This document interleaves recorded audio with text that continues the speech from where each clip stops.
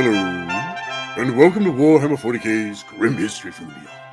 I'm Zekthar, And I'm Yuxin. and we are the chroniclers of all that was, and all that will be in the 41st millennium.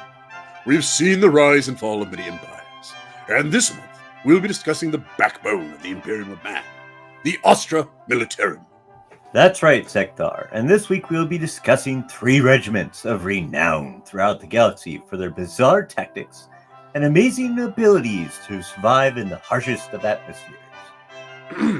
Indeed, Yuxin. And speaking of atmospheres, I figure we should start with the drop troops of the Legion Guard. Now, before we get into this, there are actually 2 distinct groups of drop troops in the Imperial Army, or at least 2 of note. The first I just mentioned, the Elysians, hailing from the civilized world of Elysia. But the second group are known as the Harakoni Warhawks, who are born in the hive world of Harakon. Now, while we will be primarily discussing the Elysians, fear not, dear listeners, we will also go over the Warhawks as well, just not as in-depth. Now, like I said, the Elysian drop troops are from the planet Elysia, a verdant imperial civilized world in the Segmentum Solar, some 30 light years from the hive world of Armageddon. The Elysia system and the surrounding space are notorious havens for human and Eldari pirates, as Elysia lay on a major warp trade route through its sector, and its star system is characterized by numerous asteroid fields and dense gas clouds that served as highly effective camouflage for pirate vessels waiting to raid passing Imperial commerce. Because of this ever-present threat, the Elysian Planetary Defense Force, also known as we know, the PDF, gained intensive experience in ship-to-ship combat and serving alongside naval support when assaulting isolated space-based pirate outposts. After they are recruited, the new drop troops are sent to a number of military training bases established across Elysia and the rest of the Elysian system to begin their training, which includes extensive practice handling grav shoots, making high orbit insertions, sharpshooter training, and extreme environment survival skills. Elysian drop troops are expected to make every shot count, as during their operations, resupply can often be solar days or even weeks away, so no trooper is allowed to enter combat duty without first having been rated as an expert marksman. This high level of accuracy allows Elysian drop troops to be far more effective when wielding lasguns or autocannons than the equivalent standard regiments of the Astra Militarum. So, in case you didn't quite get that there, Yuxin, they train better, so they're better troops. Huh? Who would have thought? They actually like their troops instead of just more meat for the meat grinder. Anyways, when making a combat drop, the Elysian drop troops' primary objective is to sow devastation and confusion among the enemy as a result of their sudden arrival behind enemy lines. However, because of their emphasis on mobility, Elysian regiments do not make use of any of the standard Imperial Guard armored vehicles, from the Lehman Russ tank to the Chimera armored personal carrier. The only vehicles that the Elysian drop troops can make use of because of their light enough to be dropped into combat by grav shoot are Sentinel Walkers and Tauros Rapid Assault vehicles. What? Oh, right. We actually didn't have time to cover the Tauros last week. Well, the Tauros is a light, sturdily built, all-terrain utility and tractor vehicle used on many frontier worlds. Its rugged drive axles are individually powered by high-yield galvanic motors that allow the vehicle to maintain its speed, which is very fast, even when some of its wheels may be damaged or destroyed. The Tauros and many similar vehicles have also been used by Imperial exploration teams, and sometimes by brigands, marauders, and rebel factions. The Tauros comes in 2 standard variants: the 4-wheeled Tauros Rapid Assault Vehicle, which serves as a long-range scout vehicle, mounting potent anti-personnel firepower in the form of either a heavy flamer or a Tauros grenade launcher, and the 6-wheeled and more heavily armed and armored Tauros Venator. It looks like a dune buggy. Yeah, it does. And you know what it reminds me of? It reminds me of that desert patrol vehicle that the U.S. military used on Terran 42, but, like bigger, like on steroids. But getting back to the Elysians, with these light, fast vehicles and grav shoots, which we will be getting to in a minute, they are often able to rapidly overwhelm the enemy and seize an objective, but they must then be reinforced by other Imperial forces that possess heavier weaponry and vehicles, as they are unable to hold their objective for long in the face of a determined enemy resistance. This can become a problem if said reinforcements do not show up in time.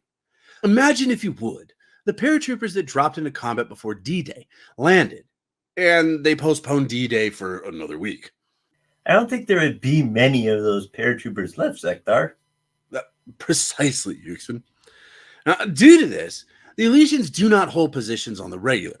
Instead, during large-scale campaigns such as planetary sieges, the Elysian combat doctrine favors hit-and-run tactics that focuses on ambushes, where the Elysians can concentrate their fire and mobility advantage to weaken the enemy and then disappear, and repeat the process over and over again.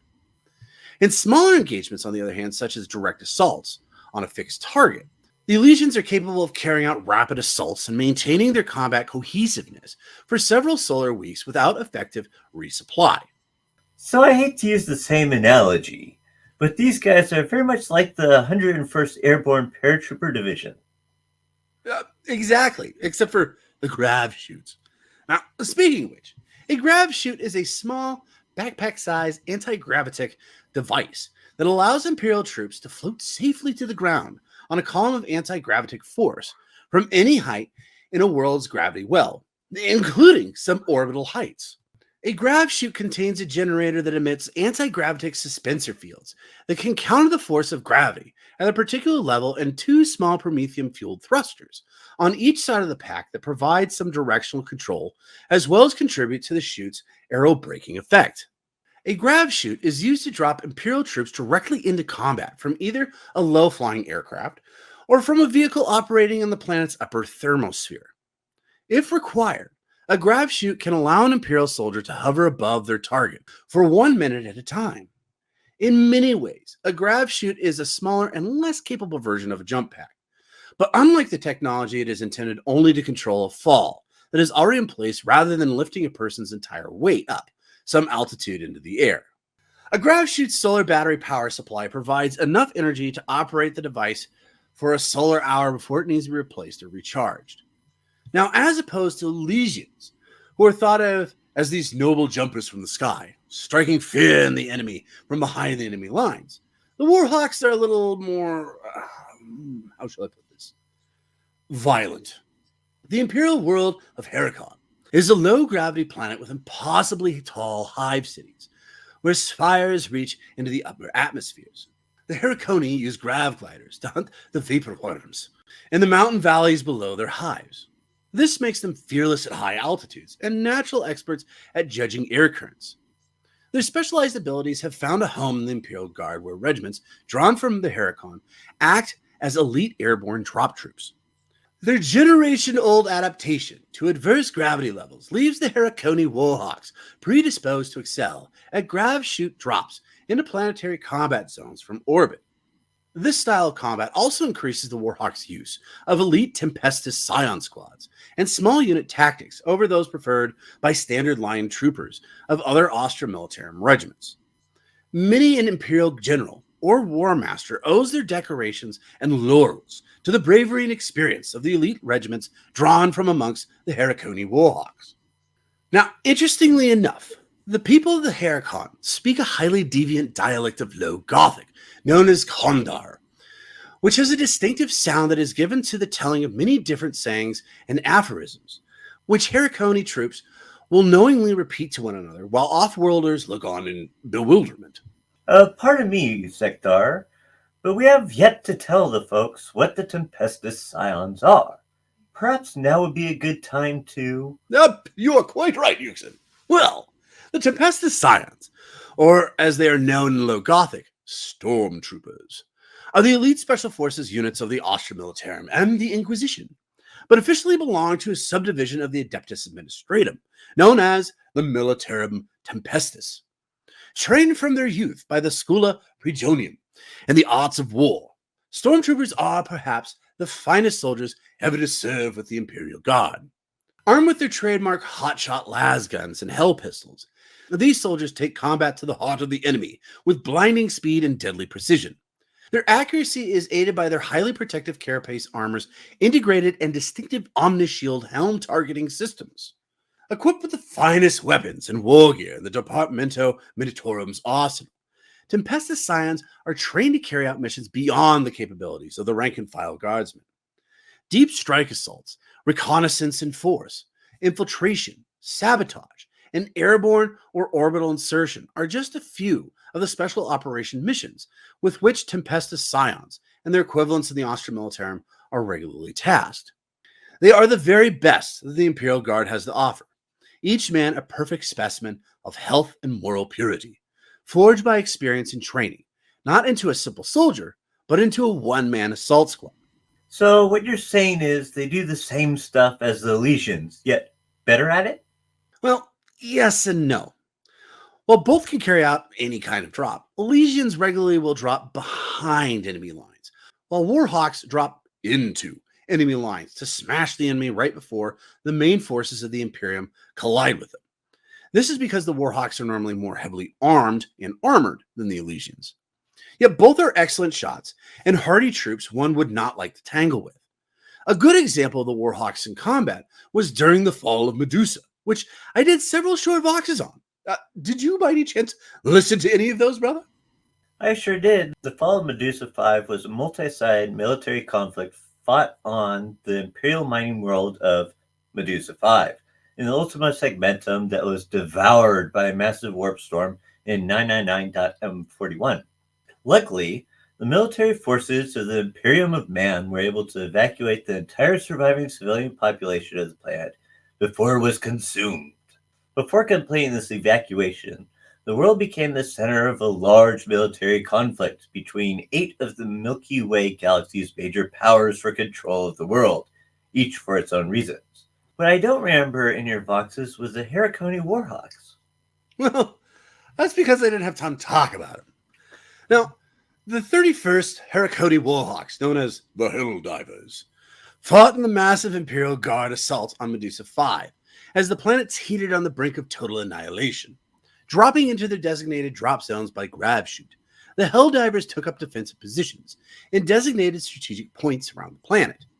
Now, unknown to the Imperial forces, the Tau had established a chain of scientific facilities across the planet, eagerly attempting to penetrate the secrets of warp travel. The 31st Harakoni fought a series of running battles with the Tau Firecast Hunter cadres, and were instrumental in disrupting the Tau's research, playing a key role in the inevitable Imperial victory. Wait a minute. Helldivers? I thought that was an Elysian unit. Well, it is. But the Elysian unit is the 13th Helldivers, and they are run by Colonel Johanna von Mir, a woman known for her bravery as well as her insatiable hunger for glory. Her fame was made through careful politicking and negotiation at the highest levels. A contingent of Elysian regiments was secured for operation in and around the Calexis sector. While the majority were quickly claimed for the Margin Crusade, a few were diverted to support the Imperial forces of the Spinward Front, one of which was the 13th. These regiments were held in strategic reserve by Lord Marshal Ganzeric, who was careful to employ such a limited resource only when strictly necessary, unwilling to simply throw the valuable regiments into the meat grinder. However, this has not limited the action that Elysian regiments have seen within the Spinward Front. So many individual war zones and objectives exist across so many worlds that there are ample opportunities and vital conflicts aplenty that are deserving the Elysians' rare talents, from the counteroffensive against Drukari raiders on Kalf to intense guerrilla warfare on Horizon and the sabotage of the Orc-dominated shipyards above Sigil. However, the Elysian contingent suffered heavy losses during the failed Imperial assault on Thrax, which saw 9 regiments lost, and the survivors stranded on a world contested by both the Orcs and the secessionist forces of the Severan Dominant. Through these trials, though, the Elysian 13th Drop Troopers have gained something of a heroic reputation amongst the regiments of the Spinward Front, having emerged from seemingly impossible odds on multiple occasions. Dubbed the Helldivers for their tendency to descend upon the enemy from above and leave destruction in their wake, the Elysian 13th are the subject of overblown tales of flights of fancy amongst the masses. The Departamento Militarum has only encouraged these tendencies, reporting whenever possible the victories of the 13th publicly. along with those of the other Imperial Guard regiments whose exploits will bolster morale. The truth is, as always, both more and less than the fictions wrought from within. Colonel Johanna von Mir, the regiment's commander, is a daring, opportunistic, courageous, and more than a little vainglorious. Her fervor for the glory of battle has seen the Elysian 13th deployed to the deadliest of conflicts and the most challenging of missions, succeeding at any cost and to great acclaim. The Helldivers have suffered great casualties over the years, and only a handful of companies of their original 10,000 warriors still remain, though each is a veteran of many battles. Only on one occasion have the Helldivers been reinforced with the remnants of another regiment. After the failed invasion of Vital, they bolstered their diminished numbers with the remains of the Elysian 227th drop troops, though subsequent campaigns have reduced their numbers further.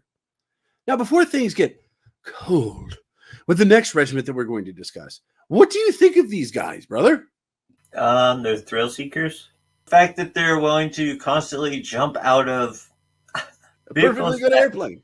high heights and fall. Eh. Well, okay. To me, anyways, it makes more sense that it probably comes a lot more naturally, anyways, to the Warhawks because their planet because of the gravity of their planet, as opposed to the Elysians, which are really just are I think, anyways, they just train them that way. But okay, out of the two, anyways, which would you rather have, anyways, in your repertoire of an Imperial army? I would probably go with the Harakon. So why would you pick? So why would you pick the Warhawks over the Elysians? Warhawks are generally use more of Tempestus Scion squads than they do just your average line soldiers. Right, they're heavier troops and in general better trained. I don't know about that, anyways, when it comes to the Elysian drop troops, because they're pretty well trained too. That's one thing, though, that I do like about both these groups. It's like, wait a minute, you spend a little bit more time on training, and they're better troops? Who would have thought? I mean, as opposed to some ultra-military groups, it's like, here's your stick that goes boom, that end you point at the enemy. Now off you go. You think they'll survive? Nope. If you do wrong, we'll shoot you. Yeah, and if you run, we'll shoot you, yes. As opposed to these guys, which is just very much, I mean, you can definitely tell, anyways, you can tell with these troops that they have far more extensive training, which means that they tend to last longer on the battlefield. Well, yeah, because more of them probably die in training than other. I wouldn't say that. Well, when you have a group where it's like, here's the gun, go out there. Well, generally, none of those people die in comparison to, here, jump out of a flying plane. Oh, you didn't pull it right? Okay, even with the paratroopers, they didn't just start by kicking them out of an airplane. They practiced beforehand, Yuxin.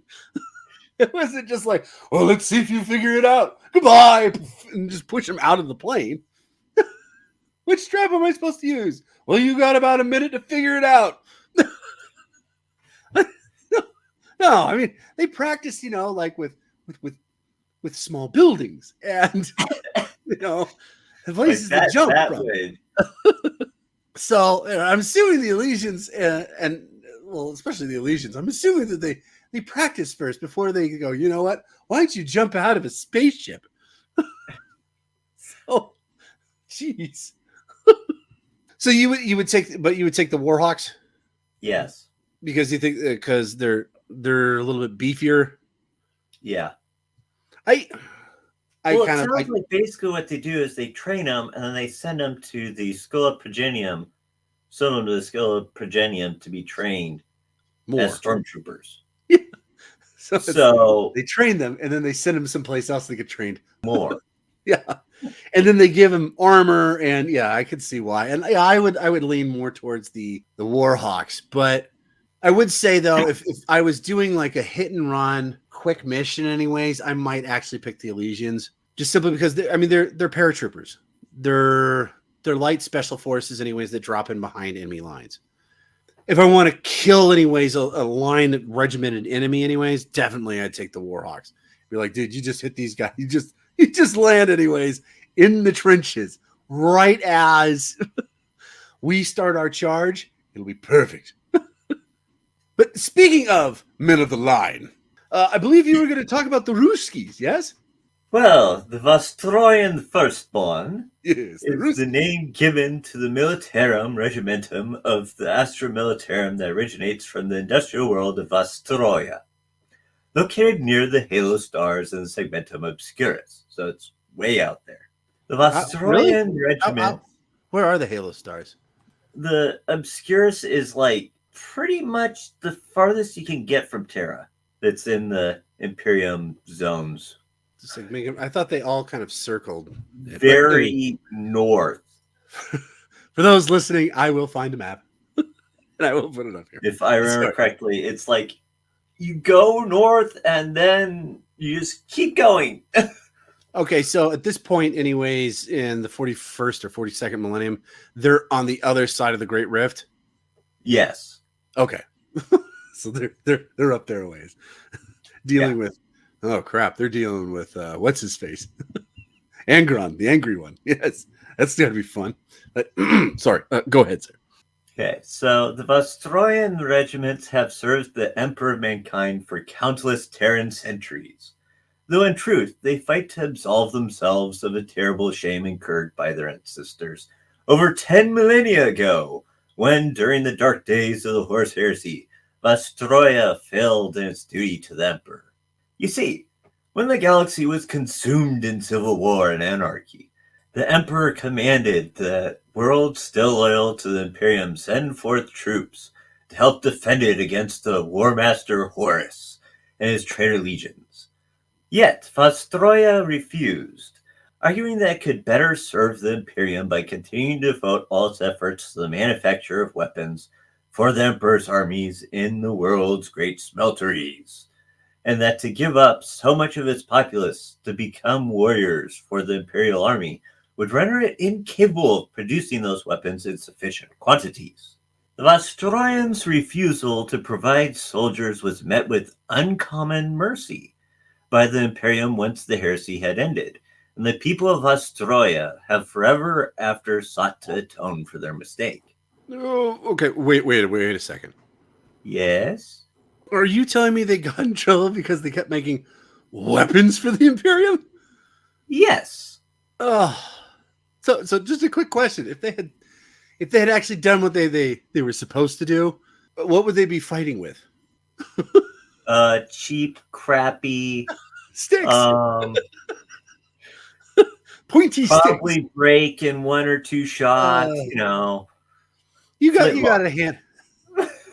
We when we were writing a lot of this, anyways, we just kept chuckling because just the politicking of the Imperial Army, it just seems to just continually shoot themselves in the face over and over and over again. And this happens to be one of those times. It's like we want to keep producing weapons for you guys so you guys can win. No, we need people. But if we send people with nothing to fight with, we're just throwing them away. We don't care. No, we're not doing that. Well, you'll be sanctioned once this is done. Just stupid. Anyways, in a promise known as the Vostroya offering of the Firstborn, the eldest son of every family must enlist in the regiments. Mind you, over time, this has changed to providing the firstborn child, may it be male or female. Firstborn regiments are trained in the frozen snow and ash-covered ruins of the planet's ancient cityscapes, on portions of their homeworld no longer habitable or functional, before being shipped out, once each generation, to serve the Imperium, never expecting to return. Unusually, the firstborn reinforce their regiment, sending new soldiers out each one, no matter how far away it is. This ensures that the youngest firstborn have the experience of hard veterans to draw upon, and means that every Vostroyan Firstborn regiment can trace its existence back to the original mustering 10,000 standard years before. One of the consequences of this method is that the firstborn are considered a brotherhood of warriors and are proud to train the recruits according to their own exacting standards. Few Imperial Guard regiments have a stronger brotherly bond than the Vostroyans.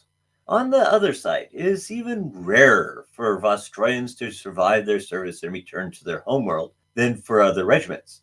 In fact, 10,000 years passed between the foundation of the Vostroyan Firstborn and the first time a low-born Vostroyan officer, namely Colonel Gregorius Sebaste, survived his service to see his birthplant again.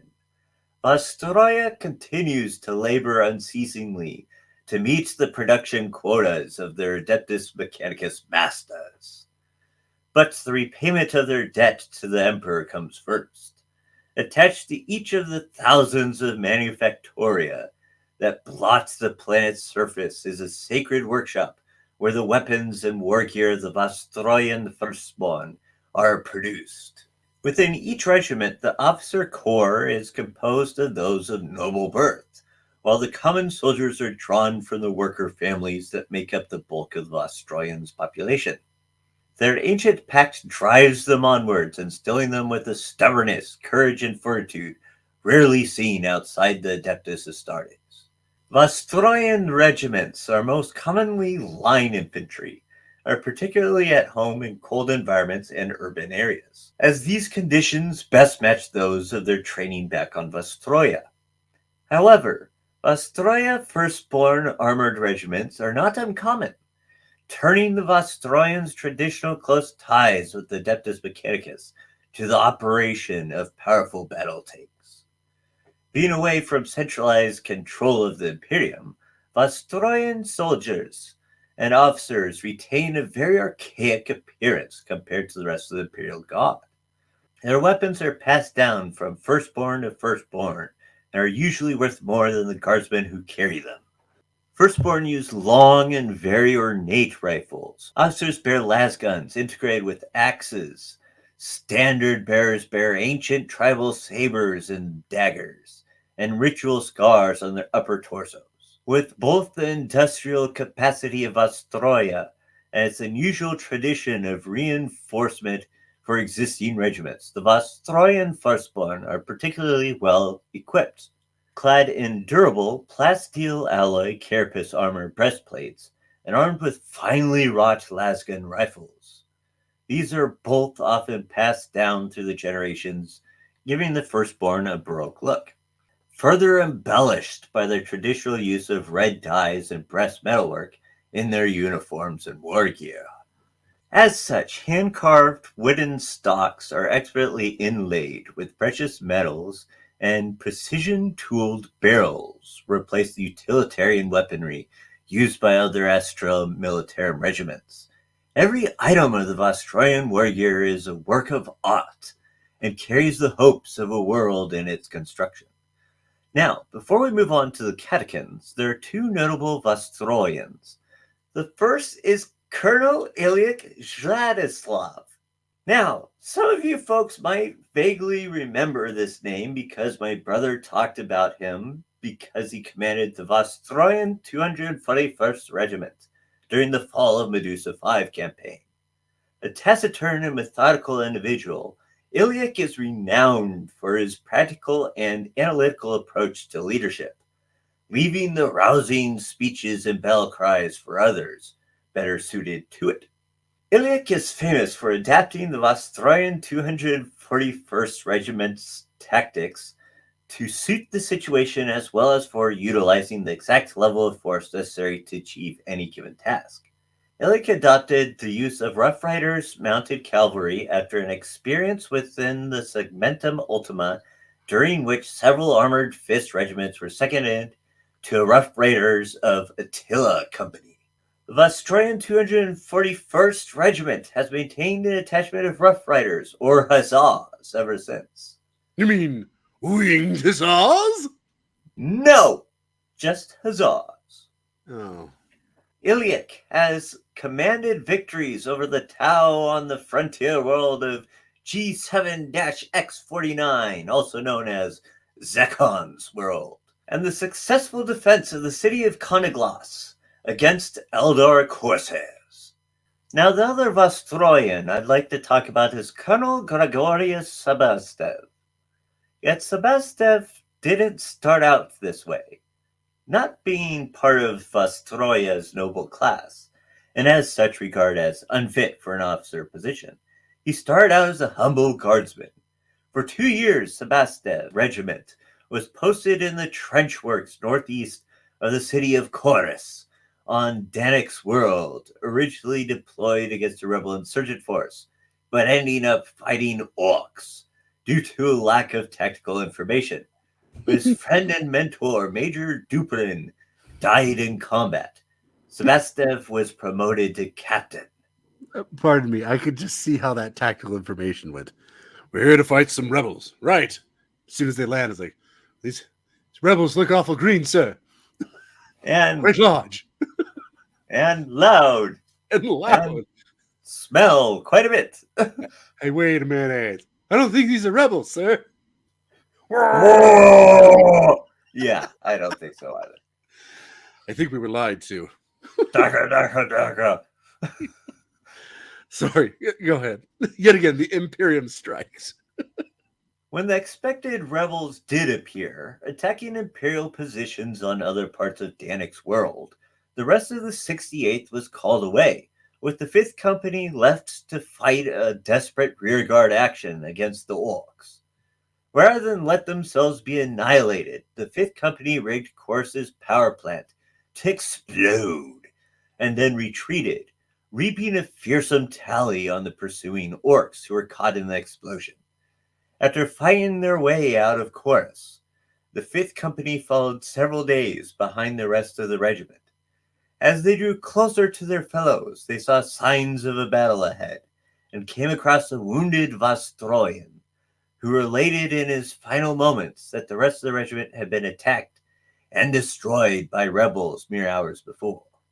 Falling on the rebels from behind, the 5th Company utterly destroyed them, except for a member of the rebels' internal security force, who seemed to have valuable information.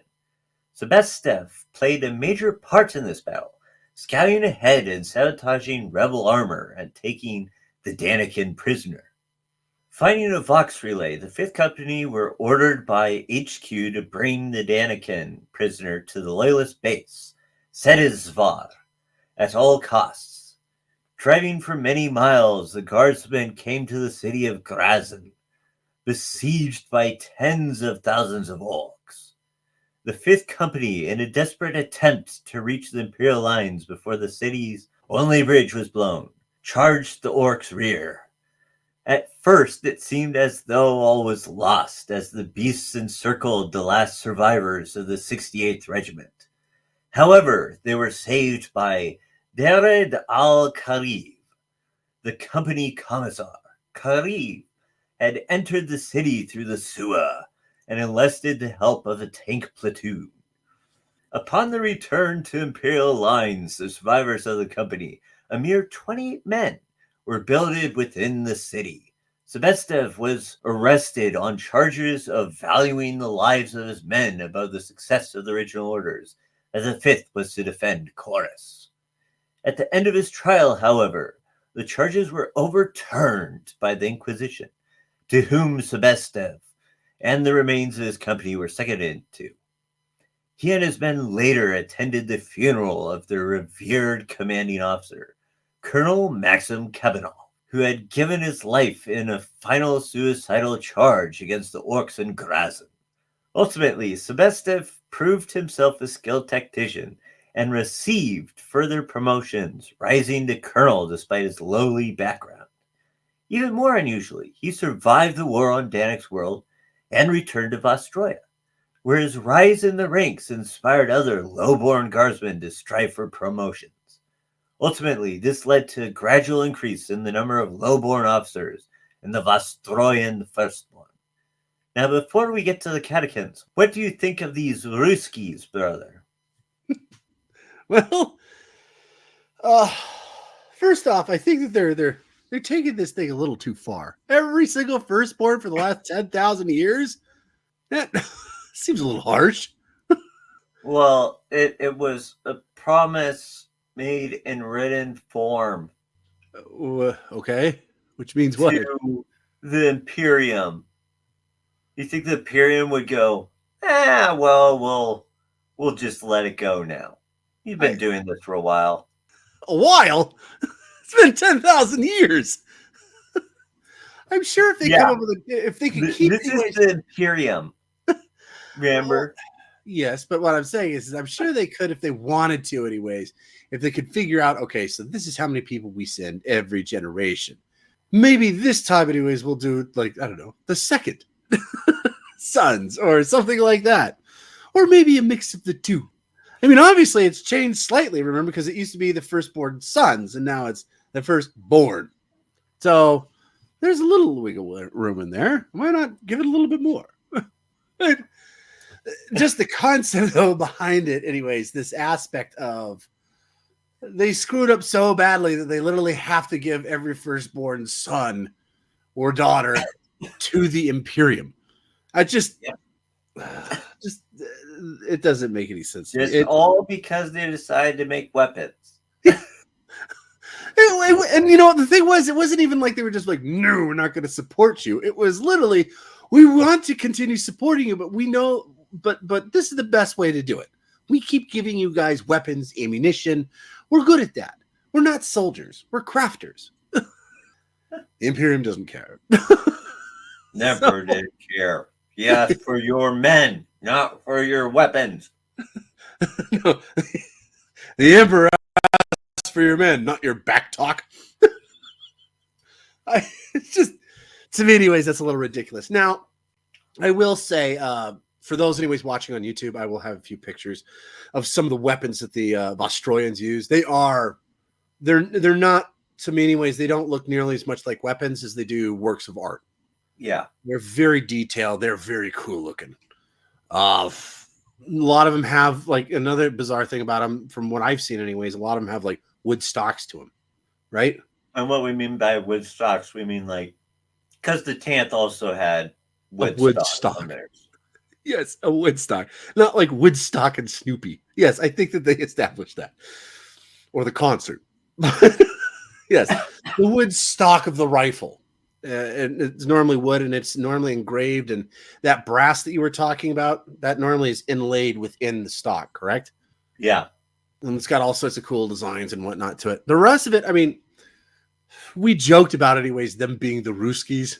But if you look at all the pictures and if you look at the way that they're designed, they really are like the Cossacks and the Russians during, like, right before, probably during the Russian Empire is probably the best way that I can describe them.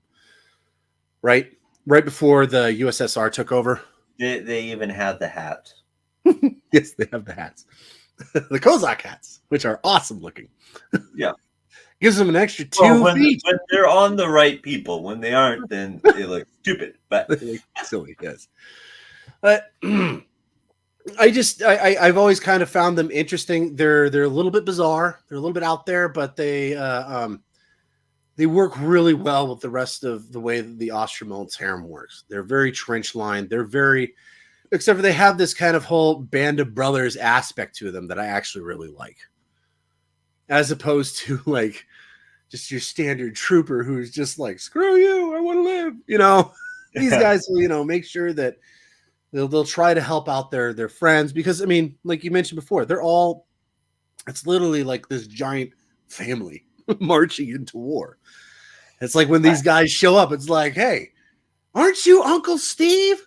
You know, you're still alive. Aren't you like my cousin on my nephew's side? Or yeah, what happened to Ruben? Oh, he's still back there making weapons. Not much has changed back in Vostroya. Still the same. No, I do have to let you know, there was one of us that actually made it back. It took 10,000 years, but one of us down here made it back. I wonder when he made it back anyways, if anybody actually took him seriously. I'm Sebastian. Sure you are. Wonder how many times he had to show papers to commissars on Vostroya, anyways, to prove that he actually was retired. It's like nobody comes back. It's like, I've got the paperwork. Leave me alone. Well, do you have anything else you want to talk about, anyways? You know, the Inquisition would have some. Oh, and by the way, there's this note on the side as it to him. It has the Inquisition mark on it. It's like, okay, yeah, this is the right guy. I'm gonna go away now. Stay away from me. Well, do you got anything else you want to say, anyways, about the Vostroyan Firstborn? Not except for the whole Canic campaign. Yeah, all the officers pretty much all the officers hated Sebestev. Very few of them actually liked him. Was that because of a cultural thing? Because he was a lowborn? I mean, there were some that are just like, yeah, you know, he's okay, I guess. Well, I thought there was one guy that liked him, but the person that pressed charges hated him. And that's one of the reasons why charges were put against him. Okay, wasn't there one guy that did actually like him that was in the upper echelons? The guy who ended up committing suicide. What? At the very end, who did the suicidal charge at the very end. Oh. And if he had survived and made it back, there probably wouldn't have been any charges pressed because he was like, you know, one of the most reputable people. I thought, okay, so there's a colonel that liked him, Maxim Kabanov. Yeah. But then I thought there was also a major that was a good friend of his that died. Well, he died before. Yeah, but so there were a couple that liked him, but you're saying that the majority of them didn't, just simply because he was a lowborn? Yeah. I mean, I think by the time that they did leave, that the majority of them were just like, okay, he's okay. Well, okay, just out of curiosity, anyways, how much after he actually got a rank? I think his first rank was captain, correct? Yes. So after that, I wonder how much that started to change when he started working his way up the ranks with people that didn't know him. That's the thing I wonder, because it seems like a lot of these guys that were originally in charge of him died. So, well, you have to take it from this point of view, though. Like immediately after the events and the charges were overturned by the Inquisition, him and the remainder of the 68th were seconded to the Inquisition. Oh, for a while. Yeah. So real quick, this is one of those rare occurrences that a Imperial Guard unit actually survives being attached to an Inquisition. Yeah. They didn't get bombed out of existence. Wow. That's interesting. Normally that's what takes place. But we do have to move on, and it's probably, I don't know about you, Yuxin, but it's probably one of my all-time favorite regiments of the Imperial Guard. Well, they are one of the most famous. They are also one of the most famous. But the Catachans. And if we're going to talk about the Catachans, we first must discuss how they're forged on the death world of Catachan. Now, yes, with the great barking toads. Yes, we'll get to those in a minute. Now, imagine, if you would, a world of steaming jungles, hot, humid, and damp. The plant life forged for millions of years, competing, has grown a taste for flesh, as well as sun and rain.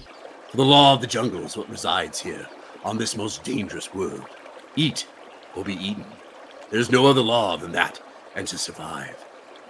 All the plants on Catachan have evolved potent biological attack and defense mechanisms against other life forms, particularly human. Every known Catachan plant species is toxic to Terran forms of life, making foraging for native food impossible. Some Catachan plants secrete pollen into the air, which is poisonous and destroys air filters. Others secrete sticky liquid to capture passing animals and slowly dissolve them, much like giant Venus flytraps. Some plants poison the ground itself and turn the immediate area around them into boggy wastelands to trap invaders. What's worse is the animals of this death world. Every single one of them hunters in their own right and eager to taste human flesh. For instance, the massive insectoid predator called the Catachan Devil, which possesses jaws as big as a tank and is a major threat to human population centers on the world. The shambling mammorphs of the volcanic regions are also a great danger to human settlement. Even animals that are seemingly harmless are far from it. Take the great barking toads. This amphibian is easily startled, and anything it finds threatening is liable to cause it to neurologically explode in a cloud of violent toxins, which kills anything within a very wide, up to 1 mile area, including the barking toad itself. The barking toad toxin is virulent enough that even respirators and sealed suits, such as power armor, offer no protection, and no other known substance can serve as an antidote to the searing, acidic death it brings. The barking toads of Catachan are in fact known as the most toxic and dangerous creatures known to humanity in the galaxy. In this world, the Catachan jungle fighters are forged. Extremely resourceful and uncompromising warriors, the natives of Catachan recruited into the Imperial Guard are deadly melee fighters with their specialized close combat blades, or from ambush from their las carbines. In jungle terrain, they are unsurpassed by nearly any other mortal soldiers of the Imperium, with each Catachan fighter being worth 10 soldiers from any other regiment. The skills learned in the jungles of Catachan are easily adapted to other war zones. Indeed, Catachans believe that even the most suicidal of military engagements are as nothing compared to spending but a single solar day in the lethal jungles of the homeworld. This gung-ho enthusiasm is often mistaken for bravado by guardsmen from other regiments. The fact remains, however, that Catachan jungle fighters are the most uncomplaining, determined, and valiant soldiers of the Astra Militarum, whether assigned to basic garrison duties or a hopeless assault upon an impregnable fortress. Though their planet's predators, planet life, air, soil, and even the water are all inimical to human life, these natural warriors not only survive, but maintain a population high enough to raise dozens of new Astra Militarum regiments every year. Though little production occurs in these rough survivalists' few permanent fortified settlements, Catachan is rich in resources and trade for essential goods. These include biospecimens, exotic vegetation, toxins, of course, and rare chemicals, and, above all, the native Catachans themselves, for they are perhaps the most worthy component of the world's tie to the Imperium. They have become legendary amongst the rest of the Imperial Guard. In stories told to children, they are almost as lauded as the Adeptus Astartes themselves, and in many ways, maybe even more so, for the men and women of the Catachans are just that, mortal men and women. Everything they do, every storied battle they have won, they have achieved without all the genetic enhanced advantages of the Emperor's angels. The natives of Catachan are renowned for being both taller and more powerful than normal humans. Due to their heavily developed physiques, Catachans are sometimes referred to as baby ogrins by other guardsmen, although saying this within earshot often results in serious injury. Because of how hostile Catachan is, life on the planet is unimaginably harsh. 50% of the planet's human population does not survive infancy, and 50% of the remainder does not live past the age of 10 solar years. Those who do reach adulthood are invariably among the toughest, most uncompromising and resourceful warriors in the Imperium, masters of surviving in one of the most inhospitable environments in the galaxy. With little to offer the Imperium but their lives, many Catachans are recruited into the Imperial Guard. Their skills such that each one of them is worth a dozen other guardsmen when fighting in dense jungles. Catachan itself has little need for a planetary defense force, the world's flora and fauna being sufficiently deadly to thwart almost all invaders without the need for human intervention. And so most Catachan guardsmen are instead recruited from amongst the population of hunters, skilled trackers. Who would want Catachan to begin with? What's that? Who would want Catachan to begin with? Zinch's guys? Chaos. I don't know. The only reason I would say probably Chaos. Well, okay, them and orcs. Orcs, as we know anyways, orcs are a very hardy breed and they can pretty much survive anywhere. So I could see them anyways coming to Catachan and going, good fight. Here we go. Get it stuck in. You know. And then Chaos just simply on the concept of that if they could wipe out Catachan, then you would no longer have any of the Catachan jungle fighters. But other than those two, yeah, I don't know who would want a vacation there. But anyways, What resources do they have? Well, death. we've got these toads. We throw them like grenades and then run for our lives. And inevitably die. We can't exceed the speed to reach that 1 mile zone. It's like the Terran 42 movie, The Predator, where he's like, whoa, and he hits the self-detonation button. For this, anyways, it'd be a Catachan and he'd be all sitting there dead, and he'd just start laughing and pull out a toad and start shaking it. Everyone's like, oh crap, run! But anyways, like I was saying, the Catachan guardsmen are recruited from hunters, skilled trackers, and combatants, used to clearing the encroaching jungle and driving off or slaying the beasts that would threaten the small, short-lived human settlements. Their necessary skill with an assortment of weapons and the dangers they face keeping their homes safe from predators mean that they are well prepared for the dangers of the battlefield. Indeed, a state of almost constant mortal peril has resulted in the Catachan mindset being one of apparent recklessness and bravado, paradoxically mixed with constant vigilance and almost paranoid caution. So you know how before, Yuxin, we were talking about, it's like, hey, surprising, surprise, surprise. You train these guys a little bit more, they survive a little bit longer. They're better. This is probably the only exception that I can think of is the Catachan jungle fighters. I don't think that they really trained them. And I think that's just simply because they're already trained. Yeah, the planet kind of does that for them. So yes, this is the one rare exception where training is probably not needed. I mean, they still probably train them a little bit, but more of like, how to work with a group or, yeah, their social skills. That's probably what they train, is their social skills. Teach them low coffee. How to interact with tank units. Because I don't think they really have any tanks on Catachan. I don't think they do either. But anyways, this seeming contradiction can be explained by the simple matter of familiarity. Natives of Catachan are so accustomed to danger that their responses, while appearing foolhardy, are honed by practice and a perpetual, careful awareness of their surroundings.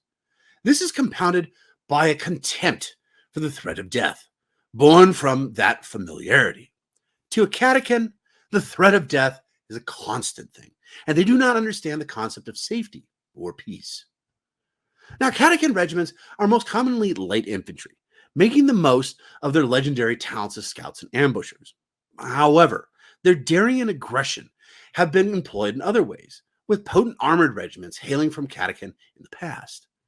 The skills employed by some of their most famous regiments, the Catachan 24th, Waiting Death, the 18th, Swamp Rats, the 1014th, Unseen Lurkers, who have seamlessly adapted to combat in urban sprawls, including the setting of complex and invisible booby traps, vanishing into dense terrain and effortlessly negotiating and fighting on the most hazardous grounds. The Catachan jungle fighters take special pride in their officers, who fight side by side with their rank-and-file troops, sharing in their suffering on the battlefield. As a result, discipline within Catachan regiments is maintained through trust and respect won over many Terran years of campaigning, rather than purely through the formal rank structures and unearned authority relied upon by many other regiments. This has, however, resulted in a reputation for willfulness amongst other regiments and outsiders, particularly figures of authority such as commissars, who have difficulty earning the trust and deference of the Catachan guardsmen. Now, of all of these mighty warriors, none is held in higher regard than Colonel Trapman. Who? Why, Yuxin, I'm surprised you have not heard of Colonel Trapman. After all, he is the commander of the Catachan 12th Regiment, and the famed Sly Marbo's original commanding officer. Wait a minute. It is said that only the colonel knows the truth of Marbo's origins and the tragedy that befell his brothers. Between missions, Trapman often acted as Marbo's only source of human contact, as well as awarding him some of his many stars of terror. That's nice, but I think we should move on to... Speaking of Marbo, Oh no.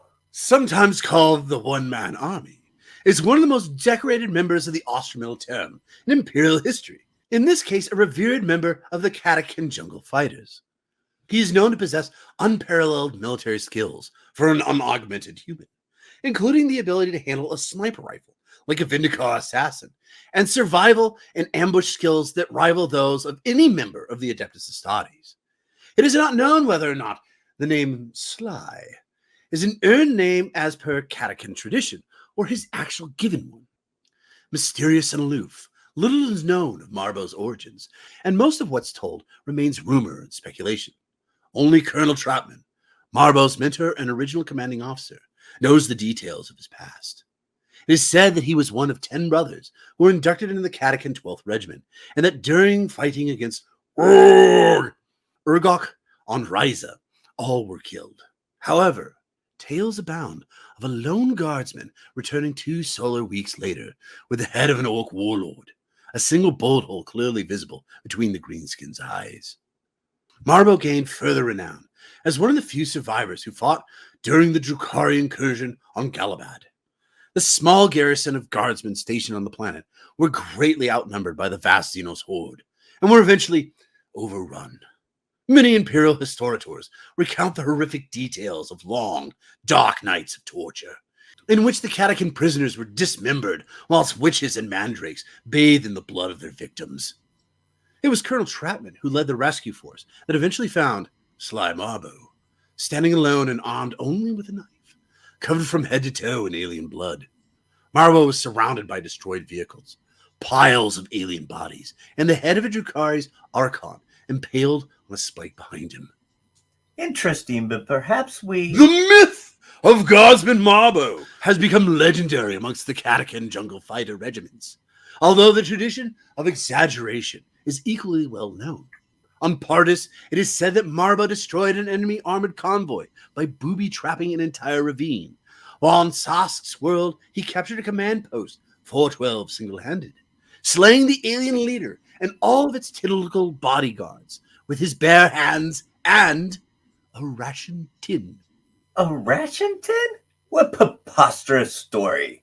Well, if half the stories about Marbo's exploits were true, then he would have a collection of medals that would rival that of an Imperial War Master, though he's known to have been awarded the Star of Terra, the highest Imperial award for valor, multiple times for his legendary exploits.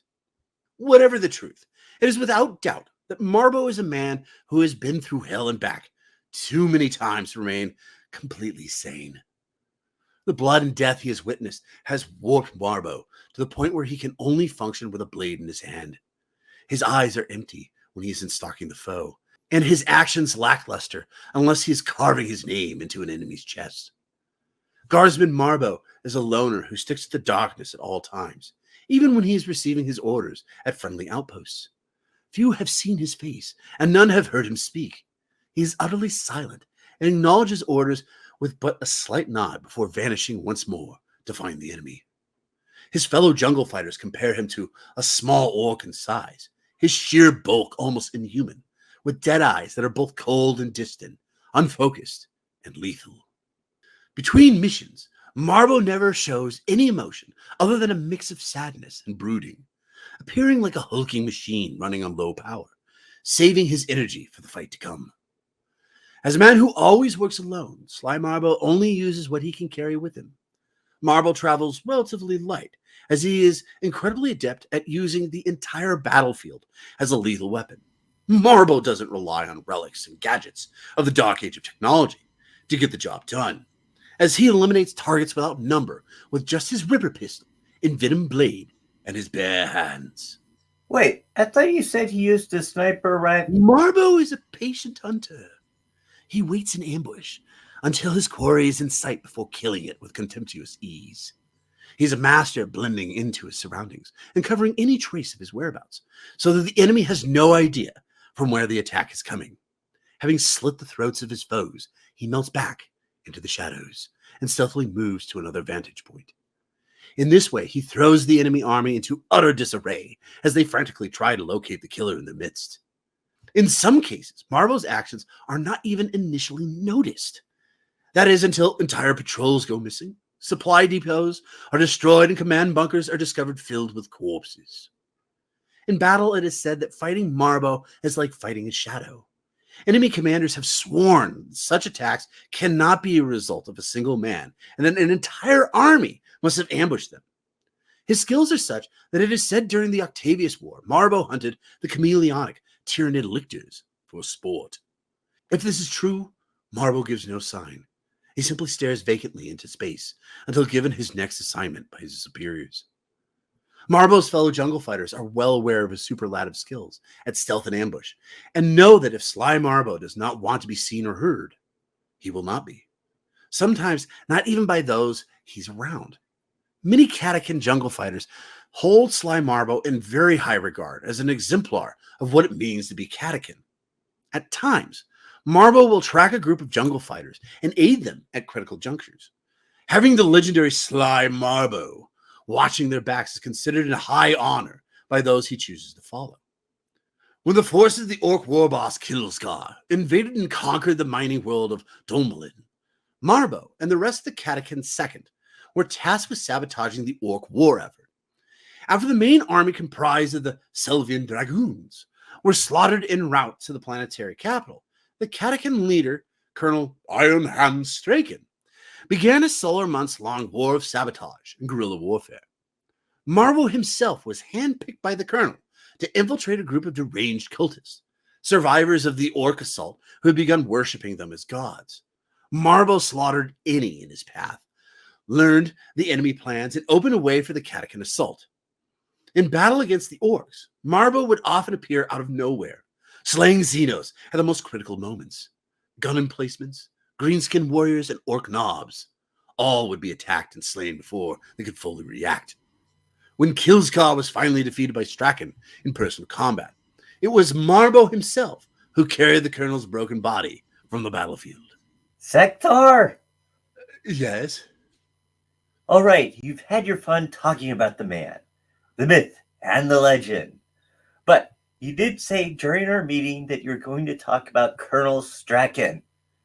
Yes, that I did. Well, how about we segue into the Colonel now? After all, I'd like enough time to talk about my guys. Well, very well, Houston. Let's see here. Colonel Strachan. Yes.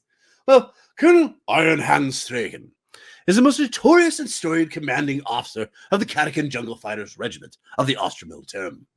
A veteran of decades of constant warfare, Strachan has fought at the forefront of more battles and survived more wounds than most Imperial Guardsmen have eaten hot meals. Irascible and gutsy in the extreme, Colonel Strachan leads from the front with a vigor that belays his years. Having worked his way up from foot-slogging grunt to colonel of the entire Catachan Second Green Vipers, Strachan continues to share every hardship of the common soldier. Larger than life and twice as violent, Strachan can always be found where the fighting is thickest, bellowing a constant stream of orders and curses. The colonel stands shoulder to shoulder with his fellow Catachans. The colonel expects his soldiers to do everything that he would, and thus, Strachan's lack for tolerance for any display of incompetence or cowardice is legendary, and his men redouble their efforts in their determination to live up to Strachan's exacting standards. Strachan's personal code of getting stuck in is matched by determination never to waste good Catachan lives for fruitless gains. The colonel has nothing but scorn for officers who fritter away lives to further their own careers. This fact has caused endless friction, no doubt, with the commanders of the Austromilitarum regiments. Yet Strachan displays the same contempt for upper echelon politics as he does for the foe. Strachan's troops all but deify their gung-ho commander and have carried his battered body to safety almost as often as he's dragged theirs.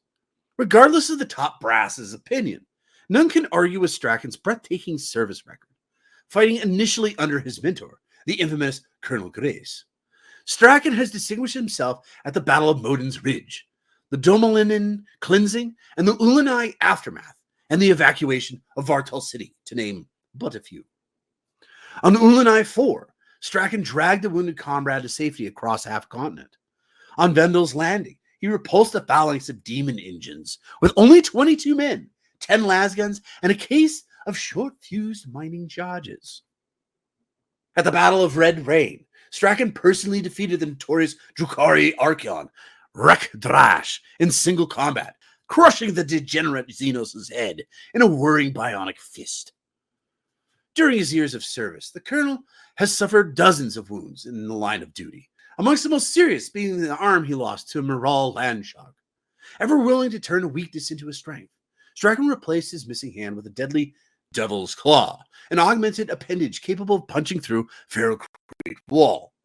Though this and a plethora of other grave injuries should, by rights, have killed the indomitable Catachan several times over, Strachan fights on with an undiminished determination. His ravaged body is riddled with ever-increasing number of gleaming bionics, and his orders punctuated by yells of, "Do I have to do everything myself?" Like any leader worth their salt, Strachan never orders the troops in his command to do something he would be unwilling to do himself. When making a near hopeless assault against fortified positions, it is Strachan who leads the charge. In turn, the grizzled colonel demands that his soldiers emulate the grit and determination he always displays on the battlefield. Between campaigns, the training drills run by Strachan are universally brutal, and it is not uncommon for half a platoon to vomit into unconsciousness after completing a light constitutional. When necessary, Strachan himself administers discipline to the guardsmen in his company. His punishments are only fatal when a grievous crime has been committed, or if he perceives a soldier to be fundamentally unfit for martial service, and if possible, he will eschew the involvement of a commissar. That being said, the officio prefectus sees this as an usurpation of the officer's duties. They know full well the legendary disregard the Catachans display towards their authority, and there is no better example of Catachan belligerence than Colonel Iron Hand Strachan. Yet, they begrudgingly accept Strachan and his troops and exemplary soldiers of the Imperium, but always keep a distrustful eye on the Green Vipers. Now, on the planet of Cygnus 8, Strachan led the Green Vipers against the vast hordes of the Tyranids. During the initial battle, Strachan and his soldiers came up against swarms of the Hive Fleet's lesser strains, and were able to push them back in melee.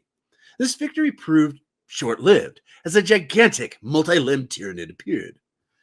This heavily armored monstrosity was eventually brought down by demolition charges, but not before slaying one of Strachan's most trusted and longest-serving captains. As the colonel loomed over the fallen creature's body, he expressed his disgust, remarking that he had killed bigger things on Catachan. However, despite Strachan's disappointment, the fight was not yet over. When he turned to address his troops, Strachan was alerted by one of his soldiers just as the massive beast rose and lunged towards him. Dodging aside, the colonel was able to grab the alien's neck whilst drawing his Catachan fang. Even with the added strength of his bionic arm, it took 4 hearty blows to finally sever the Hive Tyrant's head from its body.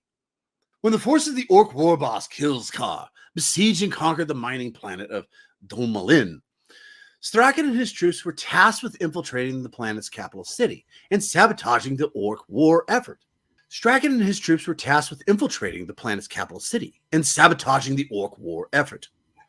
The main army of Selvian Dragoons were supposed to provide an invasion force once the Catachans had completed their task. Unfortunately, they were ambushed and destroyed en route to the planet's capital. Trapped within an orc-infested city, Strachan and his jungle fighters, amongst them Sly Marbo, engaged in many sullen months of sabotage and guerrilla warfare against the vast orc hordes. Wait a minute, you covered this with Sly Marbo. Oh no, this is just a ploy to get back to talking about Sly, like I did with the Lexus. I really should do that, but no. Relax, brother. I'm just filling in the blanks about what happened with the colonel before the end of the battle. Meanwhile, an orc commando by the name of Snickrot led his own series of ambushes against the colonel's forces, taking his foes' scalps as war trophies. The colonel and the commando eventually engaged in a ferocious duel. Strachan emerged the victor, while Snickrot was grievously injured, yet he escaped. I believe you did a short fox on this peculiar orc, yes? That I did. And if you wish to hear his whole tale, check out my vox, The Sneakiest Orc, Snickrot. Anywho, getting back to the Colonel. In 972.M41, the Chaos Lord Radathrax of the Night Lords Traded Legion invaded Catachan. Now, you were asking who would dare invade Catachan? Apparently this guy. Why? I don't know. But he had a good idea. He unleashed a powerful orbital barrage intending to incinerate vast swaths of the Catachan world jungle. So, at least he wasn't a complete idiot. Try to get as many of those toads. Target the toads. Anyways. In one fell swoop, Radathrax robbed the Catachan jungle fighters of their most natural defense before systematically bombing their bastion networks into rubble. Radathrax made planetfall with his warriors to enjoy the follow-on butchery firsthand. Unfortunately for him, Strachan had been lying in ambush in a quagmire of toxic sludge, waiting for Radathrax to remove his helmet before successfully throttling him to death with a jungle bob root. Wait a minute. Are you saying... Yes, I am, Yuxin. Strachan killed a Chaos Space Marine by himself, strangling him. Now, we can talk about that later, but first, tell me about your notable characters. Now, originally there were 3 characters I wanted to talk about. However, someone decided to spend their time talking about a character he had a short box on. Well, I'm just learning from the master. Well, because of this, I'll talk about Colonel Death Strike and Gunnery Sergeant Stonetooth Harker. Just out of curiosity, who was the third character? He's probably the most decorated and reputable Ogren in existence, Nork Deadog. Oh, yeah. He's actually quite an interesting fellow, that Nork. I agree. I believe he shall be worth mentioning when we discuss the abhumans that serve in the Militaro. You know, that is a fantastic idea, sir. I shall make a note of it. Thank you. Now, Colonel Strike was the commander of the 183rd Regiment of Catachan Jungle Fighters at the start of the Pandarax incursion. He earned his nickname Death when he was still only a squad sergeant, fighting against insurgents in the dense forest of Burleon 8. His opponents said that fighting against Strike and his men meant only one thing: certain death. Indeed, the colonel himself is statistically 88% as effective as the average Death Strike missile. He has also faced down Catachan devils back on his homeworld and lived not only to tell the tale, but also to wear their teeth on a chain around his neck. The 183rd Regiment was en route to the Maelstrom war zone when a catastrophic engine failure on their transport craft resulted in them crash landing on Pythos just before Abaddon's invasion began. Dark Angel's chapter master Azrael later said that were it not for Colonel Strike, Pythos would have been completely overrun. This personal commendation by the Dark Angel's chapter master cemented Colonel Strike's image as a hero of the Imperium. Strike and his regiment are still present on Pythos, which now receives a constant supply of fresh reinforcements from other Astra Militarum regiments. Whilst martial bonding practices are considered to be a positive, headstrong guardsmen have attempted to arm wrestle the colonel on several occasions, resulting in the practice being banned due to the strain placed on the medical staff in less extreme cases, and a lack of cybernetic limb replacements in the more severe cases. Just out of curiosity, I wonder who would win actually in an arm wrestling competition, Strachan or Strike. Depends which arm. I think. Well, okay, it wouldn't be fair anyways if Strachan used his bionic arm. Come on, man. Even his other arm. I think what would end up happening is the table would just break. I don't know if there's a winner in that one. Beat both of them, though. What's that? This next guy could probably beat both of them, though. Oh, Harker? Just out of size. Well, and massive muscle. Yeah. As destructive as Death Strike seems to be. The guy I really wanted you to talk about is, like you said, anyways, Harker. Stonetooth Harker, to be precise. Yes, well, Gunnery Sergeant Stonetooth Harker, also known as the Stonetooth Devil, is a squad leader of the Catachan 2nd Jungle Fighters Regiment, filled with the elite units known as Catachan Devil Squads, and leading his own unit of these fearsome warriors nicknamed Harker's Hellraisers. Feared and famed for his strength and endurance, he is so exceptionally resilient that all who have served with him believe that the creature who can kill him simply has not yet come into being. Rumors and stories of his exploits abound, one of the most outlandish claims being that he chews shards of glass instead of tobacco and laughs it off. While this particular rumor might be an exaggeration, he has been known to place his hands into the fire and ignore it and easily shrug off blade cuts or gunshot wounds. To Harker, pain and bleeding are concerns for the weaker soldiers, for which he has no time. I ain't got time to bleed.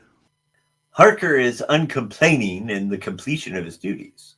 A tough and grizzled sergeant with guts for brains, he shows an enthusiasm for war that is somewhere between arrogance and bravado. It would be inaccurate to say he possesses no tactical acumen, for when it comes to war, Stonetooth is an expert. But given the choice between fighting and thinking his way out of a tight spot, Harker reaches for payback every time. Sergeant Harker is a giant of a man for a non-Astartes, even by Catachan standards. His gigantic frame is covered with slabs of muscles and sinew. His strength is such that he carries his heavy bolter payback as easily as a normal man might carry a las gun, without even breaking a sweat. Wow. Harker is a long-serving veteran of the Imperial Guard, and there's not a single aspect of warfare that he has not mastered. Harker has survived the most grueling campaigns and has yet to find an enemy that won't die to the bark of his heavy bolter or the sharpened edge of his combat blade. From rescue missions to assassinations, recon to demolitions, Harker will get the job done. He leads an elite squad of Catachan Devils, a nickname referencing the voracious predators of their world. Composed of the regiment's bravest veterans, Harker's team takes the fight directly to the enemy. They are formed to make long-range penetration raids deep behind enemy lines, and when the enemy is engaged, they bear the brunt of the bloody combat. Exaggerated stories of inhuman heroics circulate constantly amongst the soldiers of the Astra Militarum. While dug into foxholes waiting to face inevitable horror, these braggadocious tales help to keep fear at bay. Though few such stories can be substantiated, those told about Gunnery Sergeant Harker are generally believed. One of the most famous is of how the gargantuan trooper came to possess the heavy bolter he carries into battle, and of how it earned its name. When he was a new recruit, So the story goes. Harker's platoon was sent to eradicate a roving greenskin warband in the Tangled Barrens of Aurea Seti. Only a handful of orcs had been spotted on the Death World, so recon and aerial support were deemed an unnecessary expenditure. What Harker's platoon encountered was not a ragtag band of savages, but a hardened cadre of blood-axe warriors. The ambush launched by the orcs was as brutal as it was unexpected, and soon Harker was the only guardsman remaining. His lasgun energy cells were fried from overuse, so he reached into the flames where a heavy weapons team had been immolated and retrieved his fallen comrade's heavy bolter.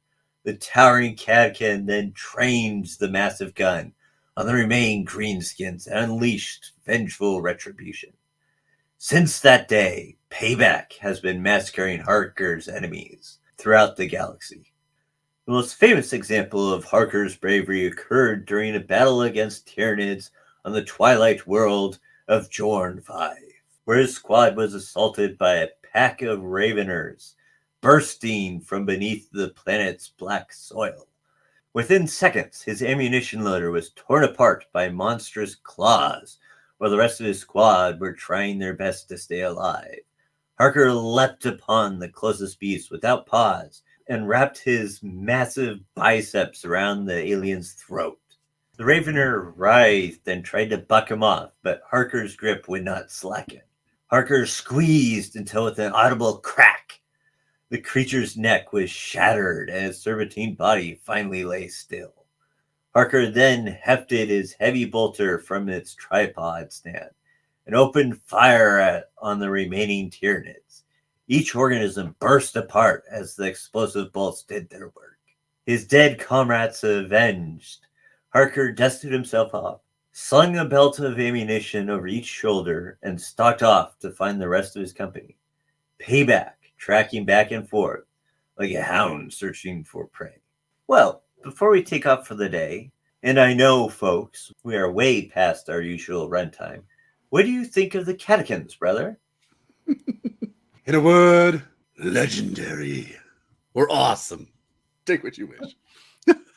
Now, real quick, anyways, and we will probably have this discussion again when we talk about the commissars in particular. When we talk about the commissars, we will talk about Commissar Gaunt and the Tanith first and only. Because normally when you think of the Catachans, there's also kind of this concept that the Tanith kind of show up because some of the stuff that they do is very similar, right? Well, they're both light infantry. They're both light infantry. They're both masters of scouting and being quiet and being sneaky and getting through enemy lines and causing all sorts of mischief. Right. They're both designed anyways to go behind enemy lines and and muck things up, so to speak. And normally when the Tanith is talked about, the Catachans are kind of mentioned and vice versa. So my question to you anyways is which one would you prefer to have? It would depend on the situation. Okay, now mind you anyways, the Tanith doesn't have, we talked about probably the most incredible heroes of the Imperial Guard, right? Yeah.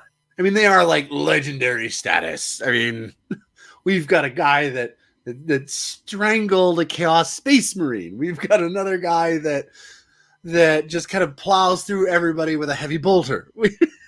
We've got Sly Marbo, who has not won the Star of Terra once, but multiple times. So we have the guy that's akin to a Death Strike missile. A Death Strike missile, yes. Which is just right underneath a nuclear warhead. Just a little bit under that. So, and the Tanith don't have these kind of heroes. What they do have, though, is they do have amazing stealthers. They are incredible stealthers, yes. And the only people that I've ever heard, anyways, that can compare to them are the Catachans, especially in jungles and forested areas. That's the difference that I'd come across. If it was when it comes to infiltration as like a city, I would go with the Tanith because they would be better at than the beefcakes. Than the Catachans, I think. So, and speaking of beefcakes, the biggest guy, anyways, of the Tanith is, as we know, anyways, Trigon Brad. And we will definitely talk about him. Yes, was. Well, I don't even know if the Tanith still exists anymore at this point, but because the crusade they were on, I believe, was in the 36th millennium. But anyways, Bragg was significantly larger than the rest of his group, the rest of the Tanith. He was called Trigon Bragg because he couldn't hit the broadside of a barn. So they were giving him things like rocket launchers. Well, that was why they gave it to him, because he couldn't shoot very well. So they're like, here, you've got you're the biggest guy, you can grab the biggest ordnance. Now, the thing that he commonly used, which is very similar to Harker, is a heavy bolter, or the other thing that he used was an assault cannon. No. He used autocannon, and then they gave him a missile launcher. I mean, I remember the rocket launcher, but I do also remember they gave him like the heavy ordnance, the heavy machine gun, and he could just kind of tote that around. And the reason why they did was he was big enough to do it, and he couldn't really hit anything. So they're just like, if we give you 50,000 bullets, you'll hit somebody, you know? Well, and it'll make it all duck, that's for sure. Yeah. At least it's suppressive behind. Yeah. So personally, I'd rather have Harker as opposed to Bragg anyways in that situation, because it seems like Harker's got a better aim. But here's my question to you. Now, we were talking about arm wrestling. who do you think would win? Bragg or Harker? That's a tough one. Yeah, I mean, these are both like mountains of men, mountains right. of men. So who do you think wins that one? I am not sure. I think personally, anyways, I think Harker would win, but it wouldn't be easy. First off, and secondly, anyways, they would both probably chuckle about it when they were done because they'd already fixed who was going to win, and then they ended up winning anyways. The winnings of all the betting taking place. Yeah.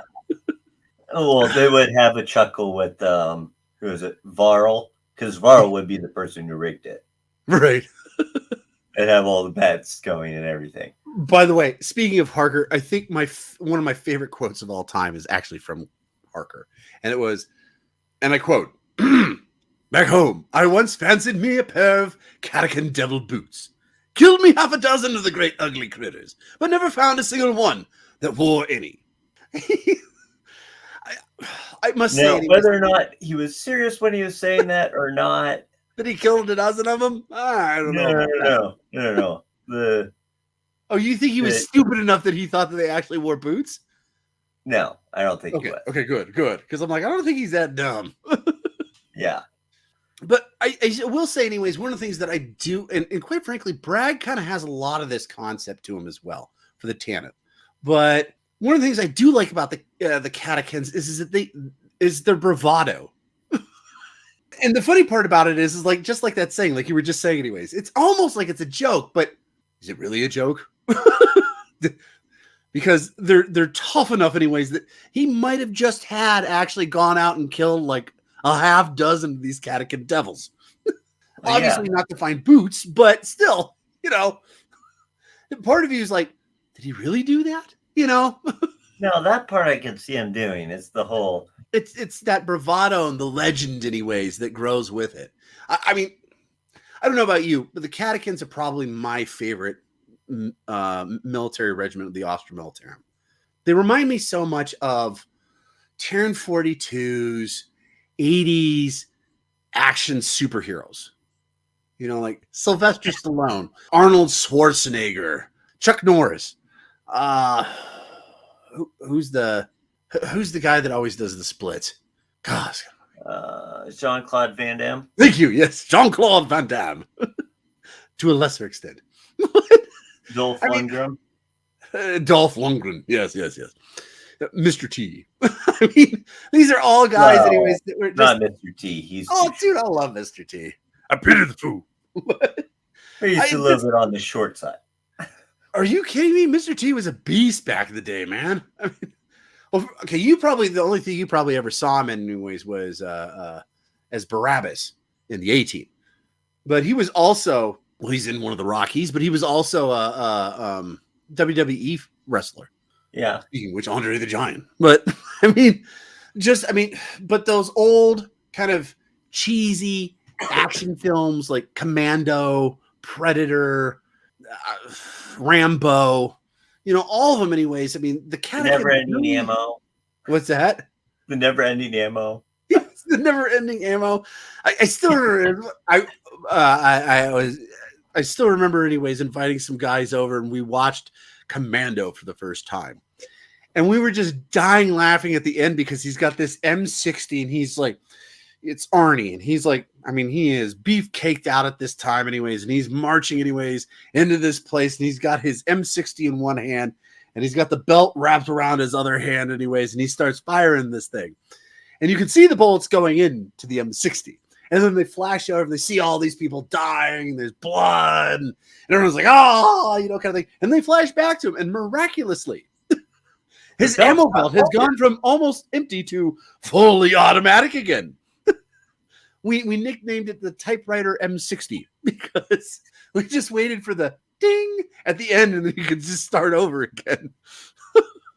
But that's what honestly the Catachans remind me of. This is the old cheesy 80s action films. Terminator. All these things, anyways. There were stuff, anyways, I grew up with and I loved, and these people kind of embody that. Right.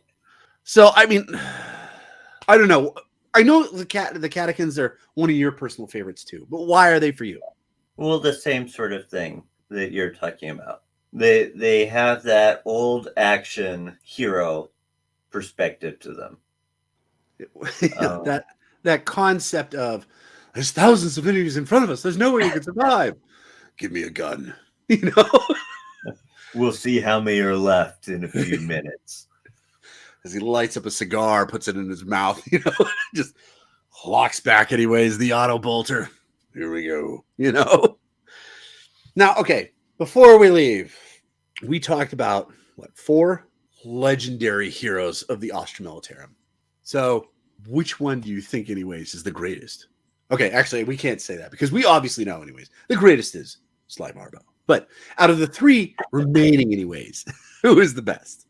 Who would you pick to be on your Black Ops team? Well, all of them, but, you know. Okay, you can only pick one, unfortunately. Okay, and to cover the rest of the group, anyways, so it's a Death Watch kill team. So, but you can pick one of these Catachans. Okay. By the way, that would be actually kind of funny if the Inquisition's like, okay, we're going to take one of these Catachans and he's going to run this Death Watch team. And the captain of the Death Watch team is like, what? Just a mere mortal? It's like, go ahead and look at his report here, anyways, of all the stuff he's done. He just sits there silently for half a second, just reading over everything. Goes, okay, I guess he can go ahead and lead us into battle. I mean, that's how cool these guys are. Anyways, of the 3, who would you put on this Death Watch kill team? I think it'd be a toss-up between Straken and Stone'tooth Harker.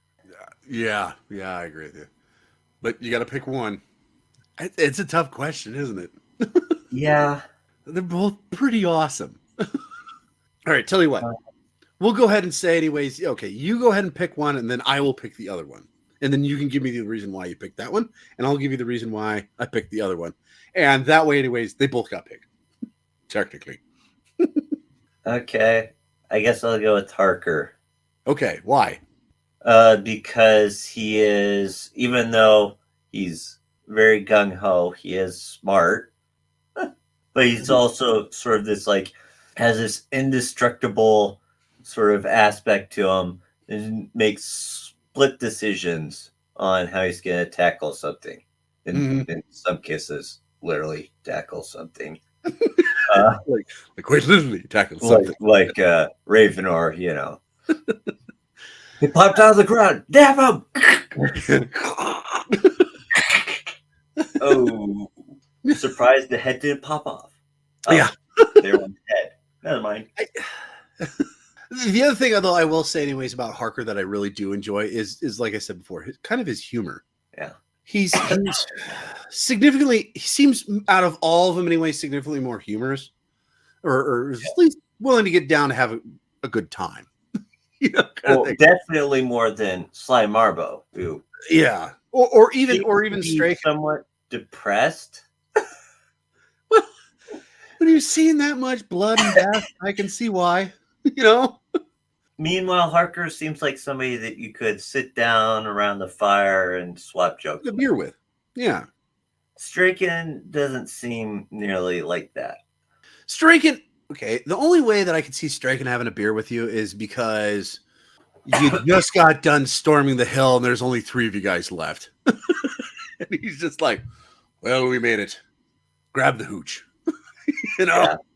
And all gets poured. He did something outstanding. He's like, and you know, he just lifts his glass anyways. Everybody else, lifts their glass. He goes, pour one out for one's homies, and let's have a swig. You know, not like Harker, who just like every time's like, once you get to a campfire, he's like, right now the most important thing right now, who's got the beer? You know? All right, come on, guys, let's get together. Now, you know? All heads or tails. Well, yeah, I think one of the reasons for that though is because Harker's a sergeant. He's a non-com, so I think anyways that I mean, from everything that I've ever read or listened to, anyways, non-coms are really, you know, they're in there with the soldier. That is one of the things I do like about with Straken. is that he won't ask anybody to do anything that he's not willing to do himself. Now, I would pick Striking. I would pick Iron Hand because, and mind you, anyways, Yes, an Iron Hand. If you had picked Iron Hand, I would have gone with Harker. But I would have picked Iron Hand because he's, out of the two, he's definitely significantly more tactically sound. He's a colonel. Yeah. There's a reason why he's a colonel. He's also, anyways, kind of got this no nonsense about him. He's ridiculously tough. Well, now, I mean, at this point, he's half machine. But yeah. It's like, it's no wonder now, though, because he's half machine by now.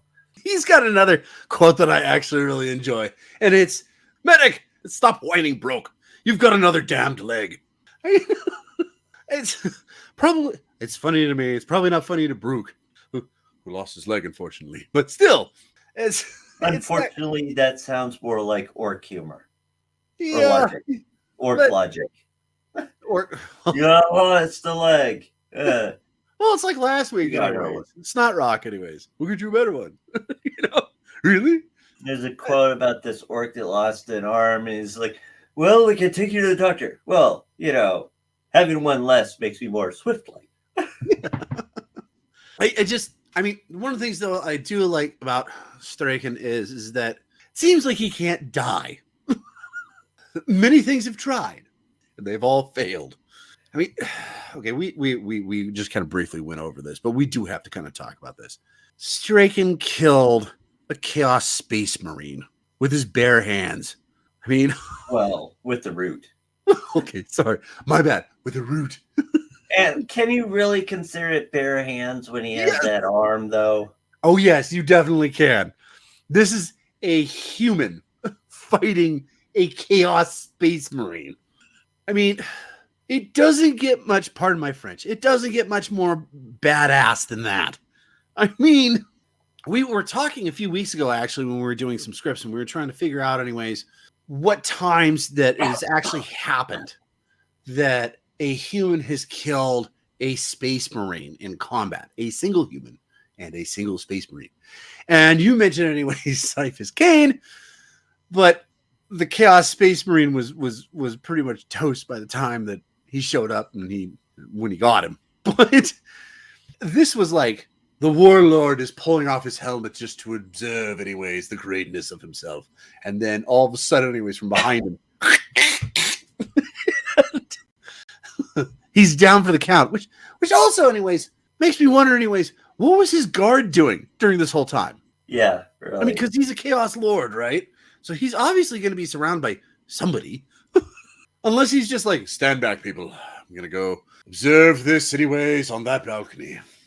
Or on that ledge. And then he's there, and all of a sudden behind him in the bog, these two beady eyes kind of pop open, and slowly but surely he rises with the thorn root and gets him from behind. I mean, it's the only way I can see it. Either that or his guard are looking at him and like, "Come on, man. It's a human. You're dying. Wow. Well, that's we didn't see that coming, did we? Did we, Frank? No, we didn't. Oh, well, this is awkward. I guess we'll leave. We're gonna go home and rethink everything that just happened here." I mean, or one of the person that was with them was just like, "Well, I never liked him anyways. Yeah, I guess I'm in charge now. Cool." And just walks off. Gives Straken a high five and then toodles off. "All right, guys, we're out." But where were we supposed to take this planet? Why? Why would anybody want this planet? We're leaving. On that note, we are out of time. Sorry we went along, folks. Because you had to talk about your boy Marbo. He had to talk about Marbo. But I hope you enjoyed this one. So much so that you join us next week for a discussion on some more famous regiments of the Imperial Guard. In fact, I believe we are covering one of your favorite regiments, the Krieg. Awesome! Can't wait to talk about them. But if you're still listening to this, then if you could be so kind as to push the subscribe button like or follow button, and if you wish to help us expand our work on 40k lore, by all means, support us by joining our membership program on our YouTube channel, Tales of Asharaka. Have a great day. And as always, Until next time, this is Ekthar, And Yuxin. signing off.